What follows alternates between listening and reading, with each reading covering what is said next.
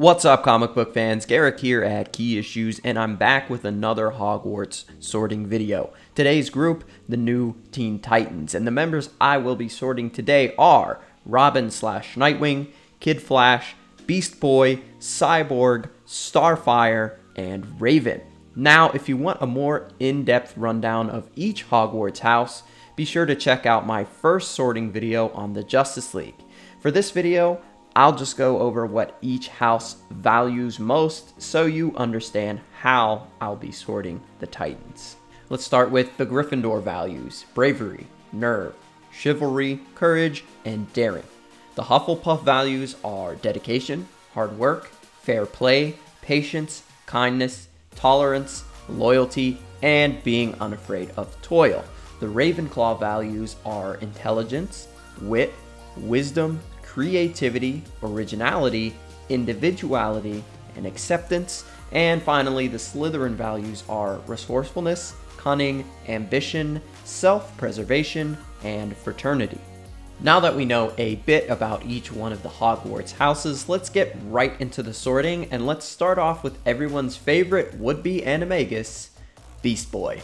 When he was just a child, Garfield Logan contracted the Secudia virus and grew ill, nearly to the point of death. His parents managed to save their son by developing a serum that mutated Garfield's infected genes.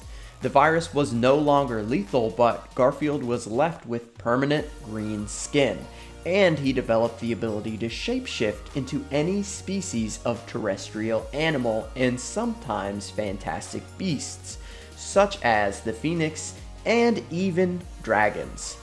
Not long after he adopted the name Beast Boy, he became a superhero. Beast Boy is known as the class clown of the Teen Titans, often joking and making light of most situations. Despite suffering losses and many hardships in his life, he remains ever optimistic.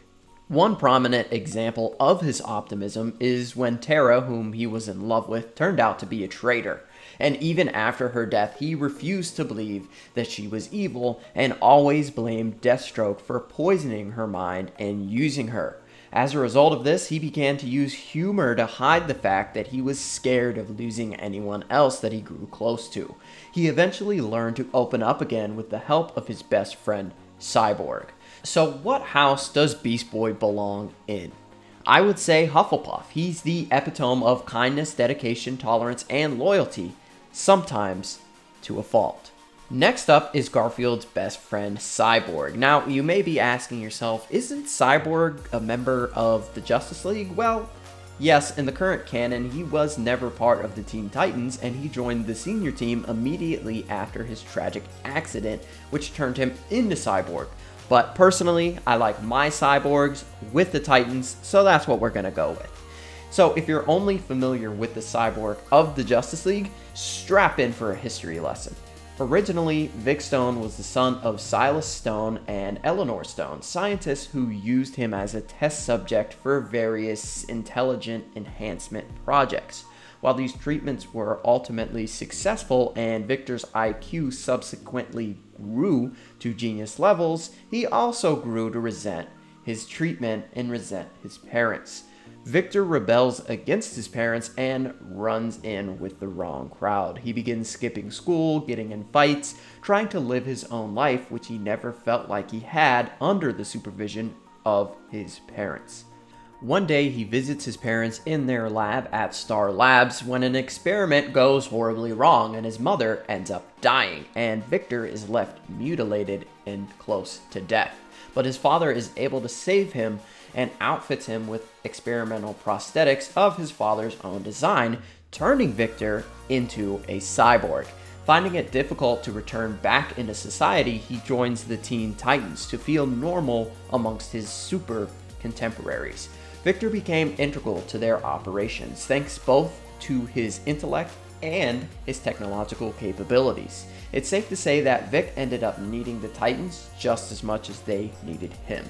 Originally, I thought Cyborg was a perfect fit for Gryffindor, but after taking a more in-depth look, it's obvious that Victor Stone belongs in Slytherin. Victor's past and his actions all sync up completely with Slytherin. Cyborg is amongst the most resourceful superheroes ever. His catalog of endless cybernetic abilities make him extremely versatile and force him to be resourceful in every situation.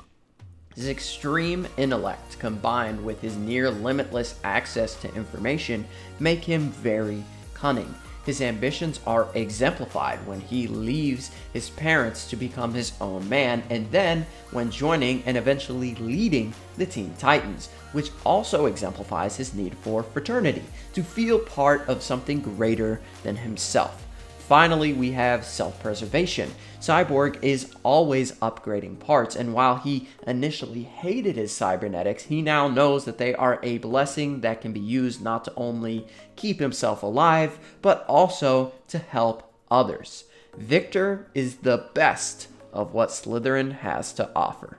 From a cyborg to an alien, Starfire is next. Starfire has a tragic and complex background. Being the heir of the Tamaranian Empire, she was eventually given to their enemies by her parents just to ensure peace. And she was held captive for nearly a decade, being tortured and used as a slave, but was eventually able to escape to Earth, where she joined the Teen Titans and quickly formed a romantic relationship with Dick Grayson. Being Tamaranian, she feels emotions very, very deeply and has been married multiple times for both love and peace. Starfire is the model Hufflepuff. She feels emotions so deeply and all of her thoughts and feelings are pure.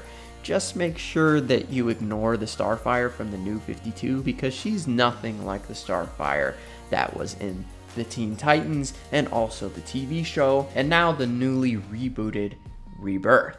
She cares so much for her friends. She fought her entire life, but wasn't destroyed by it. She's a warrior for love and peace, and would be out of place in any of the other three houses. Following Starfire is Raven. Now, here's one of the members that was very, very easy to sort, and it wasn't just because of her name. Let's get this out of the way from the get-go. Raven is the ideal Ravenclaw. Now, let's find out why.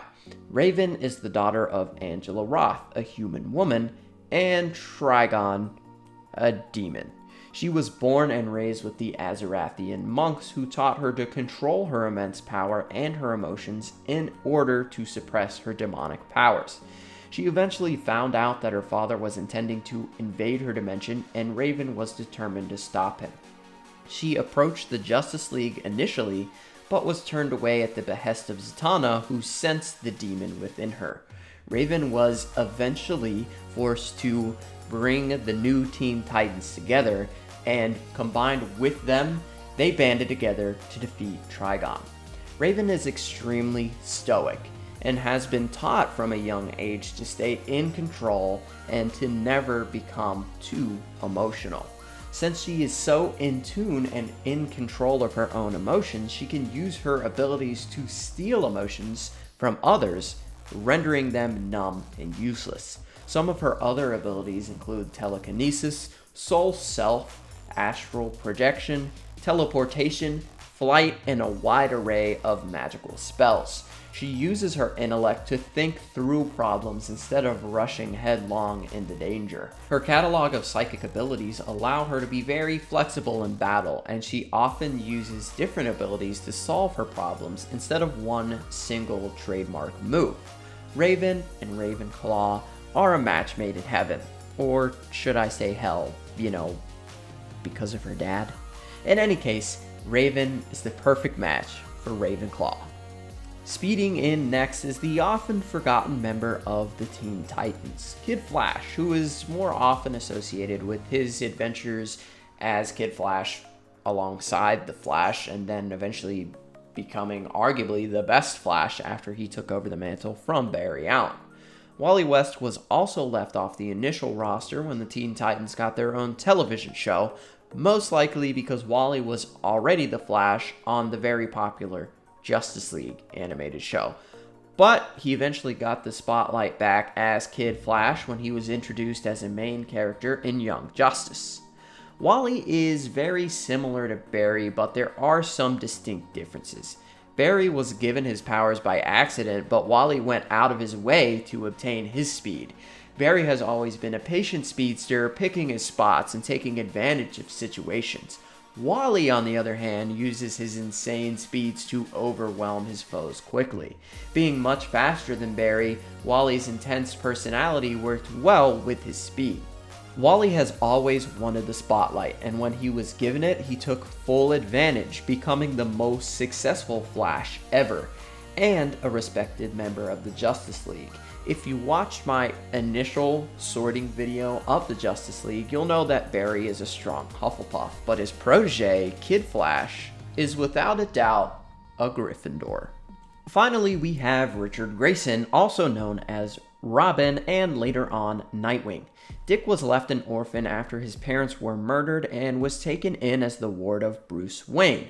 As Bruce's ward, he trained under Batman, and with his natural athleticism and his training as a trapeze artist, he became the perfect sidekick. The Boy Wonder spent years at the side of Batman until one day when he was captured and beaten by Two-Face. After this, Batman relieved Robin of his duties, but Dick, not wanting to give up on all the good he was doing as Robin, formed the Teen Titans and then eventually led the new Teen Titans, which we are discussing today. Grayson has always been very, very different from Bruce. While Dick is smart, he trusts people more than Batman. He opens himself up to relationships. He arguably works harder than Bruce to earn respect as a hero in his own right. He is more patient than Bruce and is more accepting and tolerant of others when they make mistakes, which makes him a better leader than Bruce ever was or ever will be. Dick was an open book while leading the Titans, and they all loved and respected him for that, and for fighting alongside them despite having no superhuman abilities of his own. Robin's history, his personality, and his actions lead me to believe that the leader of the Titans is 100% Hufflepuff. So that is the Key Issues official sorting of the new Teen Titans. What did you think? Was I on point? Was I wrong? Where do you agree with me? Where do you disagree with me? Let's keep the conversation going down in the comment section. I will see you down there for sure. Be sure to like and subscribe if you enjoyed this video. It really does help us out. And remember the motto, everybody. It's comics over everything. And I'll see you guys next time.